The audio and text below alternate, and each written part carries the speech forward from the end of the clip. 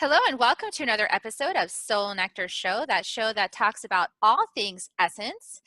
And we sit around the campfire together and we talk about our stories of connection and finding our purpose, just like we're enjoying a campfire story, except this one's a little more serious because it's real. It's your life. Uh-huh. And it's what are you going to do with your life, right?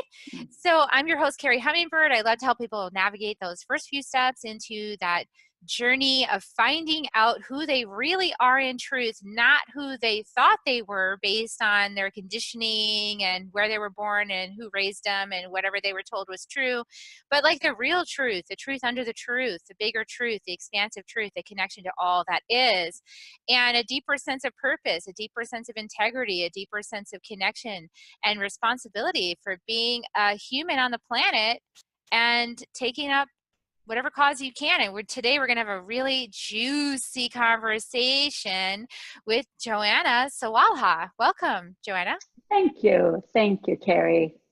So excited to have you here. We just met by chance, of course, and did a series together. Johanna put together a series, which was really great, about all integrity and spiritual thought, and how can we show up with money in a better way. And it was a great series. And she is an executive coach. And she works with high performers. And she particularly likes to coach C-level professionals, building entrepreneurial companies, career building, and transitions. But what is she really doing? She's really working with people at a deeper level. That's what she's really doing. And when you work with ethical leadership and you help people to, really understand global trends and what's happening and what impact they have as a leader in this world, out in the world, that's a pretty important job to educate the leaders about the world that they actually have and where they want to navigate and how they want to show up in that. And she's done a lot of really cool work. She's client roster includes Blackstone, the Port Authority. She was in Texas for 5 years, and we just miss each other. Dang it. San Antonio Current and affiliated media companies, the Media Justice League, Turner Holdings, San Antonio Sports and Venture Lab, which is a STEM organization for girls. We've got a lot of those STEMs out here for girls in Texas. It's pretty great. So, Jo, welcome. Thank you. Oh my gosh. We were talking before we came on and we're like, what are we going to talk about? What's up for us? But first, before we dive into that, I'd like to hear a little bit about you and your story. What is it that led you to this kind of work? Like, what did that look like for you? How did you know that this is what you wanted to be doing? Well, I think that it really is a calling. And I think it's always been there. And I think it really started in some twisted way with growing up with a single parent with my mother in my formative years. And she was all kinds of mixed up, which understandably so after divorce and single mom. And I think we had a bit of a role reversal there for a bit. She would ask me for advice and I would figure out how to give it. So it really was, I was like trained, like, oh, wow, like you really feel and you dig deep and you serve people you love. And that's how you get love. So it kind of like a sick start to it all. But that's the conditioning. I really do think that it did come from something deeper and divine as well. I mean, my mother's not a stupid woman. I mean, she probably also saw that I had something. So it's always been with me. And then it really became about how I would channel it and how I would use it. And like many teenagers, I read all the philosophers and all of that. The only difference was I really didn't stop.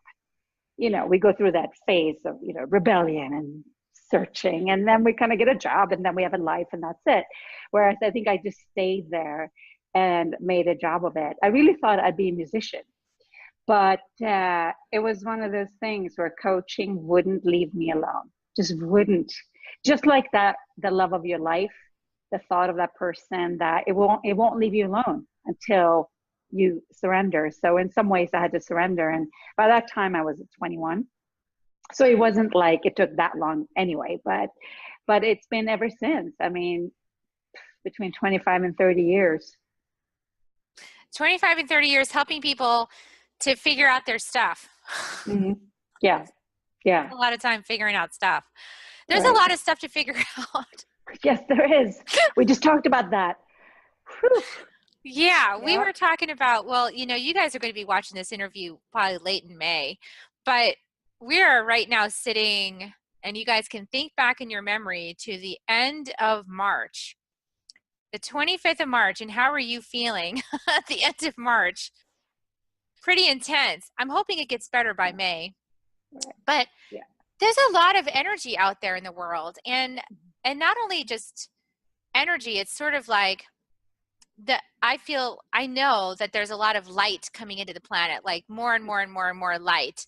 And I know that when the light comes in, what happens is that the shadows are revealed and Mm. they can't help but be seen. It's like the light just stirs up all the energy, and then people can't help but act from it or reveal it. They can't hide it anymore. It's just gotten too big. And I know even for myself that's happened, even for Uh-huh. myself, we were talking about the intensity. You've got some friends who have been sick, and Yeah. yeah, so What? I've got poison oak on my arm. You got poison oak. I haven't Yeah, had it's that an in 30 interesting years. time. I think it's a very interesting time. And I think that there is this sense that what used to be an elective, in other words, we could choose to work on ourselves, so we could choose to do good or be philanthropic. It's no longer a choice, it's a must. And so we're faced with this must, aren't we? We must save, the planet in this climate change time. We must solve starvation. We must, it's no longer optional. And it could be that we just we've been, I don't know, riding the coattails of luck or something. I don't know what we've been waiting for, but we've all certainly been waiting. Even though you and I have been doing the work we've been doing, you even told me you've been a bit confronted with that what you're doing is piddly compared to someone like Martin Luther King. And so so now what? Now Now what? what? Because there's so Now much to what? be done. Yes. I look around me like, okay, even if I just go to the movie theater, let's just say I want to just have some fun for a moment Right. and not Right. think about all this. Mm-hmm. And I go to the movie theater. I walk into the movie theater. The first thing I see, I live in Texas, Mm-hmm. is all the obese people Mm-hmm. drinking soda, like Yep. huge things of soda, Mm. candy bars. And I'm like, I would never put that in my body now. Like I've had so much of an awakening now that I wouldn't even put that in my, like, if that was the only thing to drink, I would not drink Right. it Right. because I know it's not good for you. It's Mhm. horrible for you. And Right. we've got companies making billions of dollars poisoning people. Right. Like just that. I can't even go to the movie theater because I see that. And then if I walk into the movie, Oh, sorry. oh, no There's problem. like a alarm happening. See, Yes. it's because we're in Mercury retrograde right now. Exactly. Like, of course, Everything is I turn interrupted. off all the alarms and there's Everything's alarms. crazy. Yeah. If I walk into the theater and I watch the movie, Mm-hmm. Mm-hmm. probably it's violent Right. or like desensitized. It's like Mm-hmm. so violent that it's Right. decent that people are just sitting there like eyes staring at the screen. Right. And where's the humanity? Like, where Mm-hmm. is your heart? Where are Right. your feelings? Mm-hmm. Yeah. How do we even live in a world Mm-hmm. where that's a normal, where that's Mm-hmm. totally normalized? Right. People starving around the world, that's totally normalized. I'm still going to go Yeah. drink my beer. Right. I got my Yeah. beer on the weekend. That's all I care about. I got my beer. I got my wine. I got my whatever. I got Mm-hmm. plenty. Yeah. And Yeah. Here, hold my beer. Hold my beer while I take care of myself, right? So you hold my, or really like you hold my bag that I'm supposed to hold, right? yeah, hold my See, bag because that's I hold can't my bag. show. That's too heavy for Or, me, man. You're yeah, going yeah, too exactly. deep. It's the This heavy. conversation is already too deep for like those Yeah, audiences. This that's right. this That's is right. already too deep. We've already gone too far. But see, here's the Shit. interesting part because let's say in yoga philosophy, and the oldest philosophy that we know, I mean, predates any written religious book in the Vedas and the yogic sages sat around writing. They say there's no sin per se, right? Sin doesn't really exist, but if the closest to sin we can get is ignorance, avidya, right? It's called avidya, ignorance. And it's like we may not be ignorant And I think what you're saying is when you see this ignorance, at this point, it's upsetting. It hurts And my then heart. it hurts your heart. And then we then have to do what we can do. So what can we do? I mean, the other, like yesterday, the other was, yeah, yesterday my like special high-end bike helmet got stolen. You know, the one that you have around your neck. Like my daughter's ballet class. Like, who would do that? Like on a Sunday outside a class where you hang your stuff. It's like, what? And I'm thinking, do you know the karma of that? Do you know the implications that when you steal, what that does? Not, I mean, whether you believe in karma or not, like Oh no, what? see, Joe, that's the crux. That's the crux, isn't it? Because I got in my back pocket, I got Right. Jesus. Yeah. Oh, yeah. Well, I got Jesus in my back pocket. All I got to do is go on Sunday mm, and repent and say, "Oh, I'm so sorry. I'm so sorry I mm, did that." mm, And I get mm. forgiven. Yeah. And then I don't have to change anything. I just sing some songs and sit up, sit But down. see, but that is ignorance though, because if we're going to bring up Jesus, the teacher, whether you think he is the son of God or not, actually when Mary Magdalene came to him and say, here's what I've done and I'm a sinner, and he said, you're forgiven, rise up and sin no more. Remember? Sin no He more. said, sin no more. It wasn't like, okay, you're forgiven, now Go go do do it it again. again. Like, oh, it's okay. It's okay. No. It said You know like, what kills okay, me? Is did you mafia learn your people, lesson? mafia Right. people for how long have mafia people done the crazy crap that they do Mm, and then go to church on Sunday and get for mm, what? mm, And then go back out and do it again. mm. I'm righteous right now. Like I gotta tell you, like Yeah. I have been okay. So here's the beautiful thing: the light's increasing on the planet, Mm. and when you everyone's like this. It's too bright in here. Oh, yeah. Somebody turn off the light. Where are my sunglasses? I gotta. Where are my shades? I don't want to Right. know, Right. like because the moment I become not ignorant, the moment I admit it, Mm-hmm. then I know I got to do something about it. That's right. So That's right. the game now in like most of the planet is la la la la la la Right. la la la la la la. I don't know. La la la la. I Mm-hmm. don't see it. La la la la la Mm-hmm. la. Bullshit.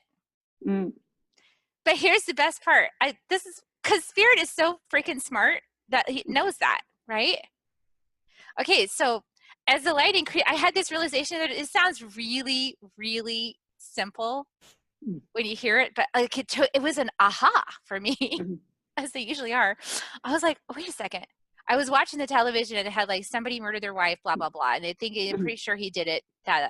And I was looking at that. I'm like, okay, I know the guides have told me that that kind of stuff is stopping on this planet. Like we're entering a phase now where we're no longer going to have low vibrational behaviors like that anymore. It's going to be done. I was like, well, how is that? And all of a sudden it clicked. Because when you raise your consciousness, your psychic channels open up and you know shit. There's no more hiding. Like, who stole your bike helmet? I'll just know, right? You'll just know. I just know. And not only you, but everybody else. Right.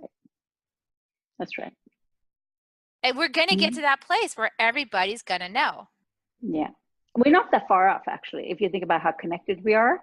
I remember when I grew up, Amnesty International had to do so much work to get people out of jail that, would be forgotten otherwise. And although, that still happens, we do, with the power of the internet, the Googles, like we really can find people. Like we really do know. We might not do anything about it, but it's harder to disappear these days. It's harder to hide. It really is, which is fantastic. I love that. I love that. And then also, I think that truth telling, like the ability to tell the truth, is becoming more and more pertinent, isn't it? Yeah, because you actually feel it. Like if I don't tell the truth, my throat chakra gets all clogged up and hurts. Like that's another side effect of consciousness ascension. Yes. You can't lie anymore. You're aware of it. Yes. And I think people really also, even though they might not like it, there really are ears for truth as well. Like, you know it when you hear it, right? You do really do know it when you hear it, which might be why we have the disparity and polarization, because it's confronting, isn't it? So if you don't like what you hear, you're either going to deal with your own, like, why am I resisting? Or you're going to go, you know, us and them. Yeah, I don't like this message, or it's not what I was raised with, so it can't be true. But something deep inside of you goes, that sounds So true. yeah, tells you it is, right? Yeah. Sounds Yeah. true. Right.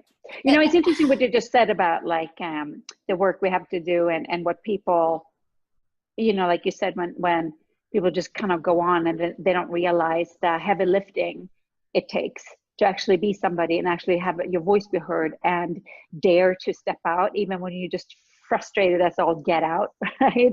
Or things that you like all the examples you mentioned, when you encounter that, something about getting your hands dirty and getting in there and not working hard like many hours, that's different. But working hard, like digging deep and daring to confront that which is super uncomfortable and sitting in it. My husband and I talk about that all the time. One's ability to sit in discomfort. Yeah, that's a big, I mean, that's one of the huge spiritual tools for this time, is to be able to sit through the uncomfortable moments and Mm-hmm. not back down. Like, I did this tarot card reading about a week ago, because I was trying to Mm-hmm. understand, like, what was going on with me of the current challenge, and I All did this right. whole spread. And there were two cards that were pivotal. One of them was that inner backstop. Like, I am ready for battle, Mm-hmm. but I'm not engaging in battle unless you do. Right. Right. Like, I have my backstop. I'm ready to go. Mm-hmm. And then the other one was these like hairs that were like squabbling on each other. Uh-huh. Like, it's just this like competition, this like Mm-hmm. energy of competing with one another and squabbling with each other over stuff. This is like, I never liked that. I don't Mm-hmm. like that. I have Mm-hmm. never been the person that likes confrontation. I actually had this girl when I was 15 come up on my step at my house, lure me outside through some friends, and then want to fight me. I Mm-hmm. didn't want to fight her. So I was like, hey, you want to take a swing at me? Go ahead. She took a swing. She hit my lip. And I was like, do you feel better now? Because we're done. Mm-hmm. Like, I'm not going to hit you. That's not how I am. You're not going to drag me down into low vibration behavior. Even then Right. at 15, I knew I wasn't going to do that. Mm-hmm. But that's the difference between me. I feel like I'm rare. Like, there's a lot of people in this world I've noticed that are like perfectly fine getting down in the mud and like tussling around and hurting each other. And I'm just not Mm-hmm. like that. I'm not interested in Mm-hmm. that. Right. Right. And so what do you So think then, so accounts for that? Because I what think do you that you're mean? the same kind of person. Like, I feel like you're the same. You've encountered the same things. Like, what is up mm, with this world? yeah, but there's, I think that there is a dignity Hmm.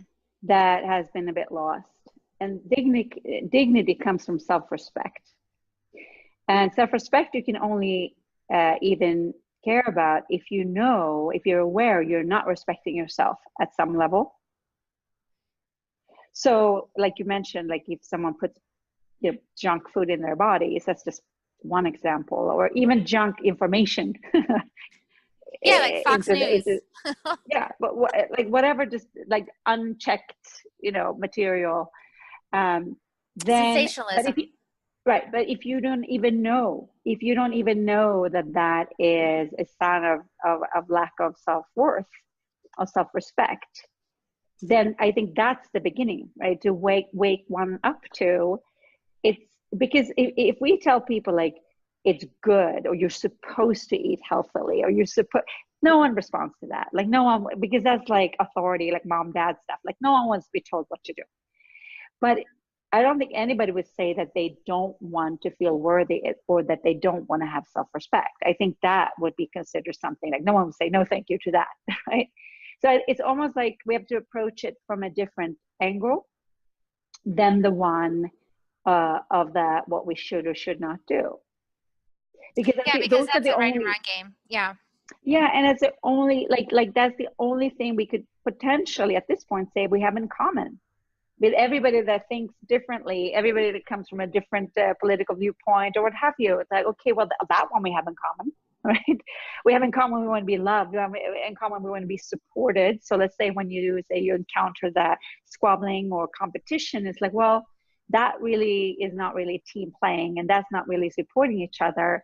And then we have to get sophisticated about how we can support each other where everybody still gets served and taken care of, right? And not one winning and one losing. So it's intricate, it's complex, and we can't pretend it's simple. But I think about how much talk it is right now about AI and how the robots are going to take away a lot of the actual labor on the planet. So how we define work is different. It's no longer going to be about hours.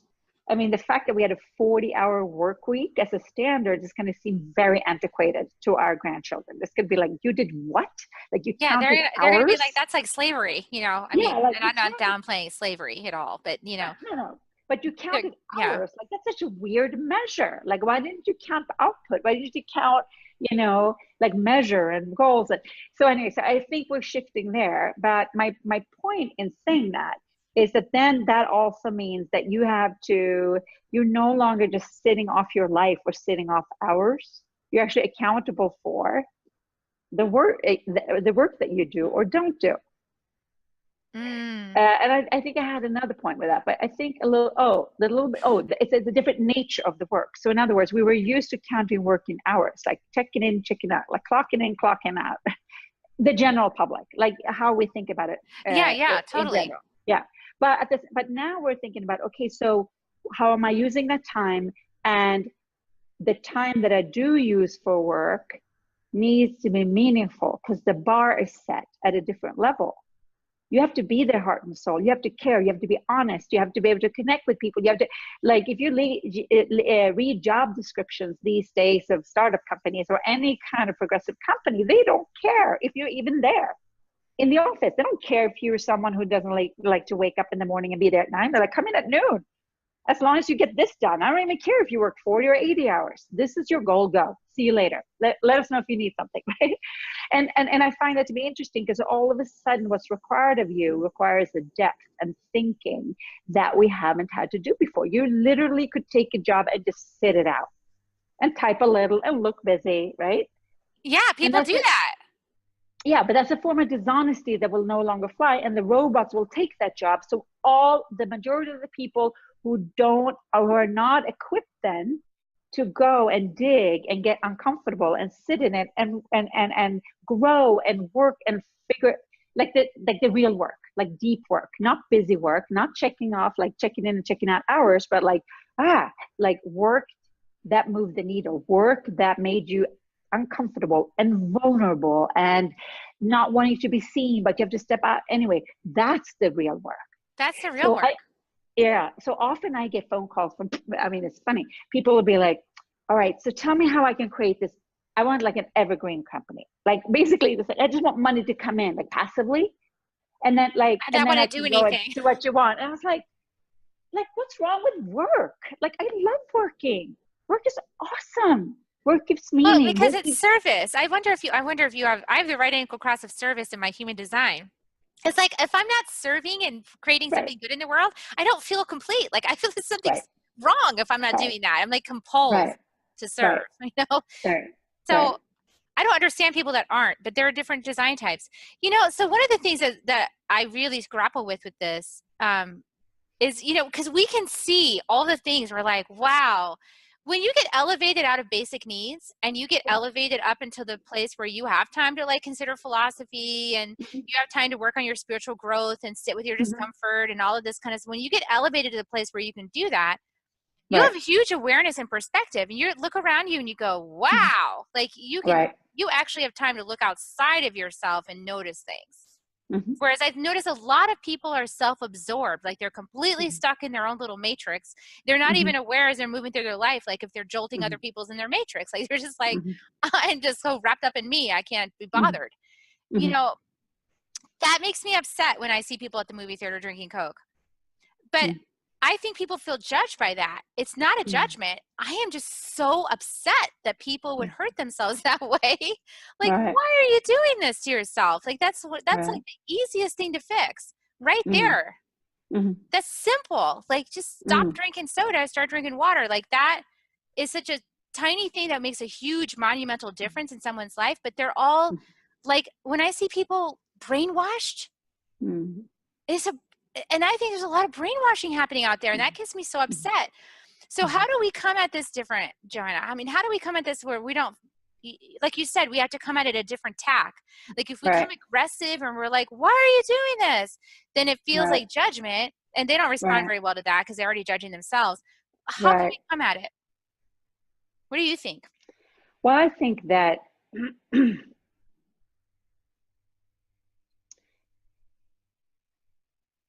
it's giving birth through a conversation. So we're giving birth to a conversation that's interesting and attractive, Mm-hmm. right? Mm-hmm. And I think that I tell people I work with, and when I say I work with executives, I also say like I work with wannabe executives. Like you know, you're a leader or you want to be one, Yeah. right? Or And you feel leadership, called. You feel called to be, and you need to grow into yeah, that.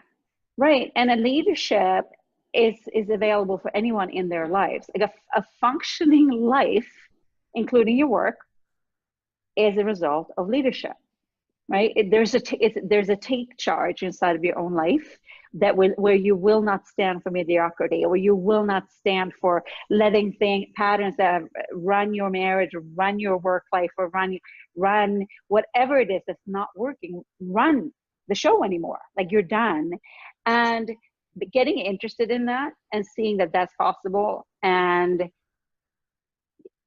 we can have and I have a conversation, like the thing that's so personal and so intense and so uncomfortable becomes a third party. So we toss that sucky marriage, or we toss that sucky business on the table, and we take a little, stick, and we're both poking it like, well, look at that, right? It's half dead. So it's not that person. It's Yeah, it's like, not their identity. no, so we can kind of Yeah. take it out of that person, because I got no beef with the person, because every person Yeah. has the right to their belief and their religion and their whatever views. But then this thing that got created that's not so attractive, we can go to town on that one, and in the process they get transformed. I know this sounds super esoteric, but I think you know what I No, mean. I get it. So Yeah. I have a good example for you. So like I was at the Democratic convention in New York City many moons ago. No, it was not. Take that back. It was the RNC. It was the Republican convention, and I was sent out to cover it as I don't know. I was covering it, and outside there were picketing people, picketing about pro-life, like against abortion. And I was thinking, okay, my job is really to just I want to find out how that works, because I believe in a woman's right to choose over her own body, but clearly they don't. So, and they're women. There were women picketing, and it's like, well, this is very interesting. So if I'm going to have this conversation, like I'm curious and interested. It's not a setup. I'm not trying to set a trap. I really want Yeah, to know. that's It's like, key. That's okay, key. yeah. So I was like, okay, so let me know how this works. Like I would start talking to this woman. Okay, so how do you like? What do you? And I kept asking the questions, and I really, really, really didn't have any judgment. I really didn't, because it was like an alien. Like this is so outside of my worldview that I need to find out how they think. Like this was fascinating. So I'm like asking and talking, and I could see that with every question that I didn't come with like some kind of attack, because this woman was ready to like fight, like she was Yeah. ready, like she had her arguments, right? Because I probably look super New York liberal, right? So she's like, all right, and I was like, oh, I'm asking at it, and all of a sudden there was a pause, and I look at her, and she looks at me, and she just started weeping. And I just stood there, and I was like, what? And I said, what just happened? And I think I even heard her. I was like, what just happened? She goes, I had an abortion when I was 17, and I always Oh, regret see, it. that's what it is. Oh, that makes me want to cry. Right? So Yeah. it was an unhealed hurt. She had an Yeah. She was abortion. judging Oh, herself. Yeah, she always regretted it. And now, of course, we can rewrite history and say I would have kept it. I don't know. At the time, it probably wasn't appropriate, but she had never felt right. Like she never got to feel right about that. And so she became a champion for no abortion for anybody That's right. because I That's screwed right. up and I never want anybody to feel this way That's again. right. So in Yeah. some ways, it wasn't a bad intent. It just got shrouded with all kinds of other stuff. So here's this woman weeping, and I'm like, oh wow, oh my. But it was only because I was genuinely interested Yeah, you in didn't have a what. setup. You weren't trying to like figure out her thing and strategize and then prove her Mm-mm. wrong. You know, No. and I think that's what a lot of us do is like that is the hardest thing, Joanna, on the spiritual path is letting go of the outcome. Yeah. But it's the most profound gift. Like when you can Mm. let go of the outcome, like even me with all my rage and everything on this show, like I'm like freaking pissed off Yeah. about this and that and the other All thing, and right. I don't understand why people do this or that. But Right. I could just let it go. Mm. Like, Mm. and just be curious about, well, okay, tell me, what is it? And Mm. I'm really interested. I want to know. Mm. But you know, that takes trust for people to open up to you Mm. because if they start that inquiry, Mm. then probably they're going to realize some things. Like, because Mm. you can, I think Yeah. that's the best way. I do think the inquiry is the way because as they start on the inquiry, Mm. they start to explain it to themselves Mm. and explaining it to you, Right. and then the gaps Mm. become clear. Yeah. And then I also say that I say I hold you hostage. I hold you hostage for greatness. Oh, that's And I nice. will never relate to you in any other way than that you're great and that you're a leader and that you're here for a reason and you have an amazing calling and purpose that we're just, We're dusting just off dusting off the stuff we're just that dusting it off. crusted it over. Like that's And it. I said, if you really want to convince me how crappy you are and how you can't do something, you're my hostage. You're my like, okay, go on. Okay. And now let's thank your brain for sharing and let's move on with your greatness. Because I will not have a conversation with you based on anything other than that. And then there's a gap to fill and there's tons of knowledge to have and there's steps to take and you come up with all your, less attractive characteristics right, in the Right. process. But so what? Who's counting? No, I'm not counting. I don't care. Like I don't have them. I often do this if people are a bit protective. It's like, oh, you've seen nobody like me. I've done this. I'm like, try me. I Everybody said, thinks I'll they go. have the evil side. Yeah, he was. I You said, don't want to I'll see go. my evil side.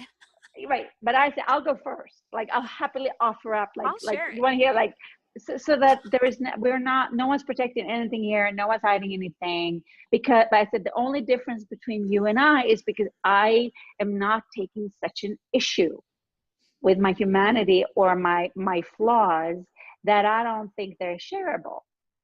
Yeah. It's just like they're not like, and the other thing is like I don't act on them, so I can have all kinds of like not nice impulses, I have a lot of but I not don't nice impulses. right, but I don't carry them out.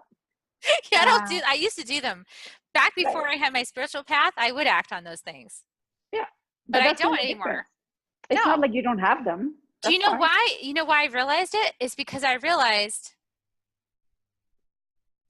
this is a little deep. I realized at one point that I was not one thing. Mm. I realized that I was many parts operating within one Mm. being. Mm.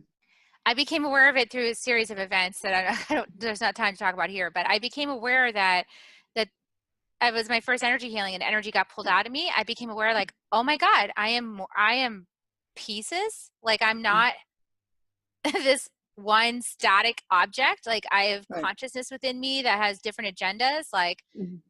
I've got different aspects of my personality that compete with one another for attention. Like I did not know that Mm. until that moment. And once I learned that, then I became I, which is the deeper Mm. I, right? Mm. Which is the I that is connected to all that is, that I. Mm. Mm. And from that place, you don't have to identify as any of these little voices and impulses Mm. and So it's easier to sit with it because you're just like, oh, well, that's just part of the human experience, or oh, Mhm. and then you can track it. You can, oh, that came from childhood, or that came from this Mhm. interaction, or Right. it's less personal. Yeah, Still and then on a, personal. I don't know about you, but on a highly pragmatic level, like I'm too lazy to do all the cleanup. Like if you act with the impulses, or if you do, like, I mean, that much insight I have, like, On that all you're the going to clean stuff, that you up. mean like taking Oh, the action you shouldn't take? you Because know, okay, the person who took your bike helmet, yeah, hopefully they watch this episode and they're going to be like, oh exactly. man, I'm such an ass. Yeah. But okay, you did a bad thing. So you know what the next thing to do is after doing a bad thing is you backtrack. Mhm. You Yeah, backtrack. You back up right, with your right, broom. right. You clean that. But that's my You point. Like restore the that. situation. You know? But if that's not impulse control for you, is my point. Like you've learned to Yeah. stop yourself also because you don't want to have to spend your life cleaning You don't messes want to up. do it. And Like it's not I want to some move of it's forward. I don't want to broom all the I time. don't want to broom it up either. I don't like to. Right, And right. I'm tired of making messes for myself that I had to clean Yeah, up. that's right. And also, I started just becoming fascinated with where did that impulse come from? Mm-hmm. Where is that? Why was that there? Where is it Right, from? right. Did I want to do that? Mm-hmm. Where did that come from? Because Right. sometimes they come out of the blue. Like it's Mm-hmm. just like almost socks upside the head, and you go, why do I don't want to do that. Right. Where did it come from? Mm-hmm. Like little clouds of do something naughty. Right. Yeah. Well, Go. I mean, I had a long conversation today with a client about this, that they really, the difference between the weather and climate, right? So you really have to know that your emotions and impulses and all those, that base stuff, even base urges or cravings, let's say soda and chips and Soda and everything all is just that like, stuff. right? That's weather. Like if you can just ride up the storm, the sun will come out. But climate is really the water you swim in, and you want your climate to be good, right? Mm-hmm. You want, and if something is up with the climate, yeah, then you really have to do something. But you don't have to act on the weather. Where you're going to try to go out and make it stop raining. It's like, stop, just like sit it out. But some of the And climate then, has to do with the weather. Like if your climate, like let's say your intestines are filled up with sugar bacteria, right. then you're going to battle impulses for sugar like all day Mm, long. that's right. You're going to be fighting Yeah. it. But if you get So clear that's to my that, point. you Deal with change the your climate, climate, right? your Yeah, life gets easier. You look at the that's right. brownie and you're like, whatever. That's right. That's right. But it's the climate we have to deal with. It's the climate we have to deal with. You Yes. don't have to deal with the weather. The weather is just the weather and it'll pass. Don't worry. Like there will be another sunny day. It's not going to rain forever. Right. But when your So, climate's yeah, clearer, it's easier to deal with right, the weather for sure. right, right. But I'm just saying, like, if you succumb to just the weather changes, you'll be like bouncing up and down all day long. Like, oh my God. And then you change your mind and then you change course. And then you're happy or you're not happy, So depending on if it's stressful. cloudy. It's like, geez. I Yes, don't you're have right. energy for that anymore. Right. So I guess our job is to demonstrate this, is what I keep hearing, like demonstrate, demonstrate, demonstrate. And and that and takes so teach much time, Jonah. but and teach, like it's like when Oh you raise man. children, like teaching opportunities. You're a teacher, we're a teacher, and that's what teachers do, and teachers have to explain same thing 20 times from different angles, and not patronizing. It's more like when you teach, and then, okay, like you didn't get it that way, well, let's try this way, and then one day when the coin falls down, we get to celebrate, because when it does, it is so satisfying, isn't it? It It's like is when they you get have it, it's fun. the light Oh, bulb goes off, goes ding, and you're like, yeah. like I have like a hallelujah moment. Like every time that happens, I get so excited. Yes, I love that's it. right. When they're So like, it's almost like, and the opening happens and the sun comes out and they're like, yeah. I had a dance teacher once who said that. She goes, I live for my landings. And I've always remembered that. She would, like, the spins across the room, right? And then she would land, and she said, I live for my landings. And I was thinking, I used that analogy because you could really live as a teacher, and you don't have to be a teacher. I mean, whatever you are, whatever you mentor someone always by oh yeah, example, everybody whatever. does. And you can live Yeah. for your landing. You can live for that coin falling in. and then it's worth everything. It's worth everything. So It I is. think that's how we can relate to it. And also that, in the middle of the muck, there are things that work. So I like to go there as well. Like, there really are things that work. Like, that's how I keep just taking people, like, this is what, even if it's just one thing that's working right in your life, we're gonna start there. And we're gonna start with that one thing, right? And it's like You're it's like approaching everything with, I love some teachers I work with now, George and Tracy. They talk mm, about the undefended heart. Like, mm, when you can walk in the world with an undefended heart, like you right. did with that woman, you just walk up and, wow, I'm really curious. Like, Hmm. you don't have an agenda beyond just understanding. Right. And in that process, you Yeah. transformed the situation through the Right. discomfort of Hmm. continuing to ask questions, Right. continuing to not be attached to the outcome, Hmm. continuing to like let go of judgment and all of that wants to show up. It Right. wants to come. It really wants to come. And to Hmm. just be like offering this inquiry process to people. So many Hmm. people don't have a mirror for that. They don't get that. They don't Hmm. receive that experience. They get told, Right. Hmm. Hmm. so maybe that's where we start. We start with just being present with questions. Ah, I feel so much And then, better. and then I think I also know when I have a little breakthrough in something. I just know that not only does that shift, and it, like, just the vibe, the energy vibe everywhere, like, everything else goes whoop up. I mean, another teaching opportunity. Like, I know, oh God, like, good. Now I have another thing to give. Now I have another thing to show. Like, because I do have to keep step with being a step ahead Yeah, we have to be as a steps teacher. ahead. As a teacher, you're always a step ahead, or you're the student, right? So so it's almost like, as uncomfortable as it gets, it is such a rush to take yourself to those places. Like, oh, I'm And out you through the got to other keep side. climbing the mountain. My husband has this plaque above our kitchen door. It says, Hmm. if you want to see the view, you got to climb the mountain. Yeah, And I think yeah. of Martin Luther King when I see that. Hmm. And I like, okay, Hmm. I want to see the view. Hmm. I really want to see the view of New Earth. I want to see the view. Hmm. So I guess I'm going to climb the mountain Hmm. every day, do the best I can Hmm. in my imperfect human being that still gets pissed off and angry and Yeah, judgmental, you know, and just wants the world to be better. yeah. Yeah, beautiful. God, I love you. This is not our Me last too. conversation. I hope not. No. That's all we have to do, people.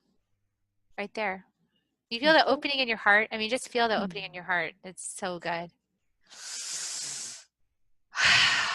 We're in this together, everybody. We're in this together. We don't have the answers. We just have some of the answers. Yeah, beautiful. Thank you for coming on. Oh my God. Thank you, Carrie. That was powerful. I can't wait to watch it back. See what you said. I was so in the moment. Yeah. I hope you guys enjoyed it and got something out of it. And, if you did, please leave us a comment because we'd like to know. We want to know what your thoughts are, even if they're crunchy, even if they're Yeah. like judgy and they're like, "Bah, I didn't like this part of that part." That's a, Especially the crunchy ones. We yeah. like the crunchy ones. Yeah. Like, you don't have to just blow sunshine up our butts. Like, you can tell us if you don't like something. And because that's how we're going to learn, right? That's how we're going to grow. That's how we're going to be more of service. Is if we provoked something in you, I say awesome, because that means that there's some healing that's going to happen, and I'm all for healing. And if we made you feel laugh, or we made you cry, or if we made you think of something differently, that's perfect. Let us know what that is. You can leave comments at soulnectarshow.com, where if you found this episode on the website. Soulnectar.show actually is the website. I didn't know my own website. You can also go on our YouTube channel, leave comments, or you can leave them up on iTunes. And we'd love a review on iTunes just to help us reach more people. So with that, I'd love to give everybody kisses on the way out. Would you like to join me? Yes. Okay, here they come. Here they come, people, because we gotta leave with love. Here they come. Mwah. Yay! We'll see you guys next time on Soul Nectar Show.